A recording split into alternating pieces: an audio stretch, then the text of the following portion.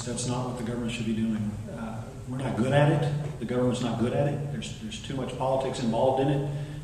There's too much opportunity for influence in those decision-making processes. I would cut it. I don't think it's been productive. I don't think it's accomplished the goals that it was designed to accomplish, and I don't think it's been transparent. I think we've read the articles in the paper about the lack of transparency in that process, and when you see what's gone on in the fund over the years, you realize that it has not been run the way it was intended to be run. I don't believe, and I think the private sector can do things better than the government. I've always believed that. I believe in capitalism as its finest, and we need to let the private sector do what it does best and let government get out of the way. Thank you very much.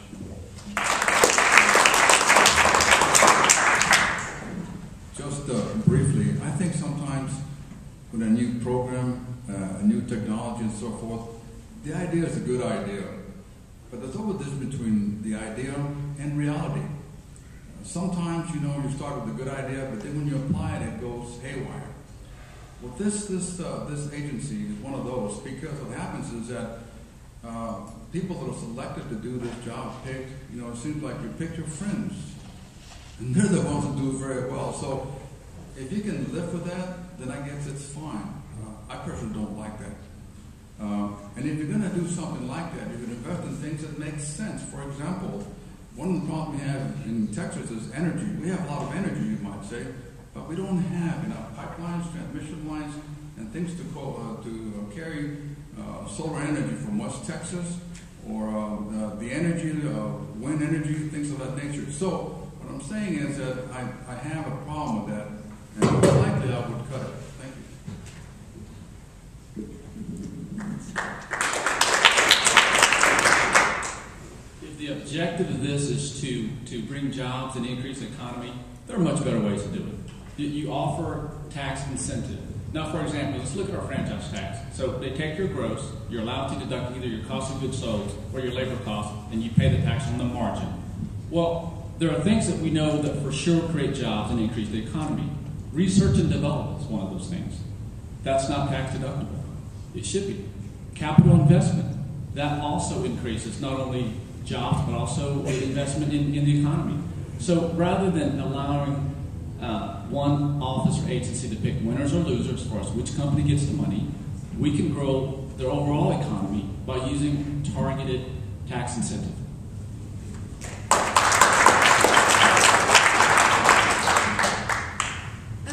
I believe in the free market. I think that the government needs to get out of the way. People should decide what they want to do as a business opportunity for themselves and for others. They need to find their own capital. There's plenty of people out there willing to invest in a business if they see the plan is sound. And let's get on with making America great, making Texas great. We don't need all these subsidies for this, that, or the other. If it's a good enough idea and it's got solid backing and the people believe in it enough to get out there and work it like they used to work businesses that were brand new, well, then it'll be just fine. We don't need the government giving us money to do this, that, or the other. Look at Solyndra. Look at the stuff that's been going on with our stimulus money in the federal government. I don't want that in the state government at all.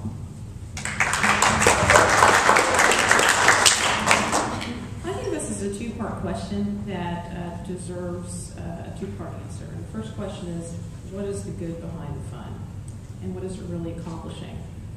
I'll tell you, I have a gentleman who lives in my district who was recently appointed to the board associated with the fund, and he mentioned that there are millions of dollars that really the fund has, and not enough people are applying. And he says, how could that be in this economic state across Texas? How is it that people don't want money from our government? On the other hand, we read in the newspaper, my favorite newspaper, the Dallas Morning News, about how the fund is not really transparent and how we can do a better job as a state running a more efficient fund. And so I think that there are perhaps two sides of this coin. I do believe that we need to be very careful about to what extent we have the government involved here. I think that there are probably other ways to get government involved in creation of jobs and businesses. I had a bill last session that was an incentive bill to bring jobs to Texas, and I think those are the types of legislation that we really need. my colleague, Senator Mike Jackson of Port Arthur, and I tried to abolish this fund this past session, and though I like to think both of us had a pretty good rate of passage of bills, we were unsuccessful in abolishing this fund. This fund is heavily supported by the governor. It's one of the issues I disagree with the governor on, and I think it's for all the reasons stated at the table tonight, and probably a few more. It's one of the things we ought to eliminate, particularly at a time when we're trying to cut back the budget in so many critical areas, including public education, where we certainly ought not be expending dollars to a fund of this nature. The final question of the night, starting with Mr. Corona. The encroachment of the federal government on state rights in Texas. Seems to like you hear it all the time in the newspaper or issues regarding the federal government coming in, telling the state of Texas what to do and what not to do. Name an area of interest to you and where will you make a stand? Well, the 10th Amendment is certainly one. You know, I mentioned something I disagreed with Governor Perry on a moment ago. This is something that I actually agree with and praise Governor Perry for, because I think he's been a strong defender of the 10th Amendment. He understands that we can do a better job in our state more efficiently for fewer tax dollars to you, the public, if we're left to our own abilities. And I think the abilities of a state like Texas are great. I really do believe that this state's best days are ahead. You can just look at some of the statistics, including job growth and job creation, and be assured of that. But in order for us to remain a great and independent state, we cannot have the heavy hand of Washington in our business day in, day out. And so anything we can do to eliminate that and return states' rights is something that I will support with all of my energy.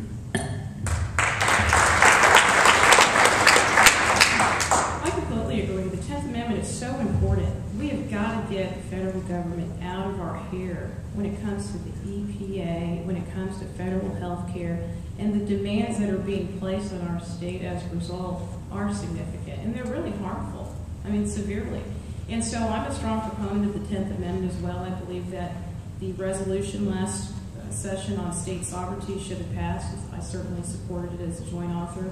It just simply said, federal government, step aside and let us do our job. We need to continue to support strong states' rights, and I look forward to doing so next session should I be reelected. I agree with Senator Corona and Ms. Stephanie. I have been doing some research on the 10th Amendment, though, and I find it a little disappointing in that we can pass these laws based on the 10th Amendment, but then they get caught up in the courts. And that worries me. I think that Texas needs to stand on the 10th Amendment, and we need to get the federal government out of a lot of different agencies. And there again, being a Farmers Branch person, I am just really annoyed with the federal government not enforcing our immigration laws. But I'm wondering if there's something more we could be doing. Maybe we need to be taking bolder stances on some of these bills that go for the 10th Amendment to get them out of our hair, because they're going to end up in court anyways. A lot of them, they're going to go after us. So we might as well be as bold as we possibly can and see how much we can get done to get the federal government away from our state. I'm also a strong supporter of the 10th Amendment and getting back to states' rights. Now, Texas is an energy state. You all know what the EPA has done, that they're going to limit the way that we can supply our energy, the way we can produce and export for energy. That doesn't make sense for Texas, and it doesn't make sense for America. Now, as I said earlier, as a doctor, I'm really concerned about Obamacare and the government trying to take over health care. We in Texas here know best how to care for our patients and to do it the most efficient way. As I said before, we need to get federal block grants so that Texas is in control of our own Medicaid dollars. Now, as far as what can we do about it, we continue to pass bills that will challenge those of the federal laws that are forcing us to do things according to the law. So what happens if we pass our laws and they contradict, at some point the courts will be able to sort that out and perhaps give us back some of those rights.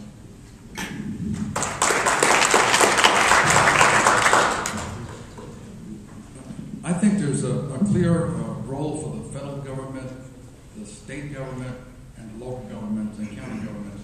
Each one has a certain part in the system, in our democracy, in the United States of America. So I do believe there's a reason for that. I believe they should work together with each other. What has happened, though, is that when one government does not act, then the other one steps up. And what happens is we're always fighting each other.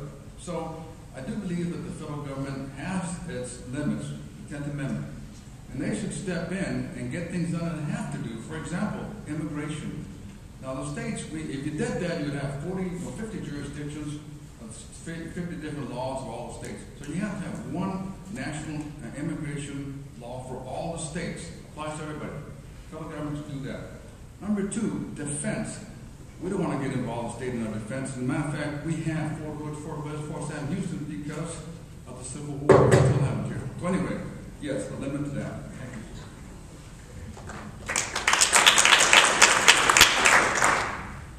I believe we need to reserve for the states everything that's not the federal government's responsibility. As far as I'm concerned, the federal government needs to deliver our mail on time and defend our borders and defend our country. And beyond that, I believe we need to allow the states to really do what the states do best. And I think Texas historically has done a lot of things better than so many other parts of the country that we need to recognize our strengths. And in my professional career, I've battled with the EPA, I've battled with the Corps of Engineers over issues that are dramatically affecting economic development in the state of Texas. Right now in West Texas, we have a sagebrush lizard stopping drilling for oil.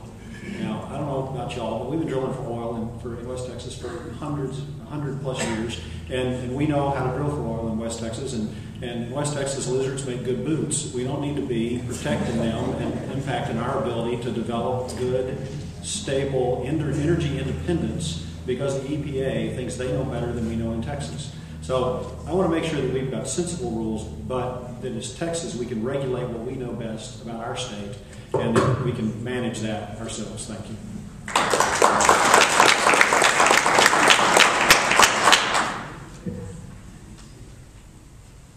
The federal government encroachment on our 10th Amendment liberties as states is one of the biggest problems we have as a state today. It's at the core of our budget problems because Medicaid is the cause of our budget problems right now, and it's outside of the government's 10th Amendment powers. What we can do as a state, we can encourage Governor Perry and Greg Abbott in resisting the EPA's encroachment on our 10th Amendment freedoms as a state. We can pass a TSA bill. And most importantly, the 10th Amendment enumerates certain powers to the states.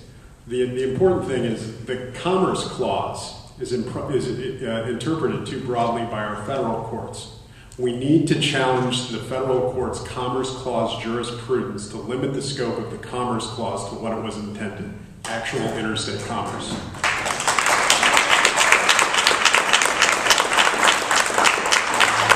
All right, well, that concludes the question part of our forum, so I just want to say thank you for all our contestants, or candidates, I should say. Thank you so much.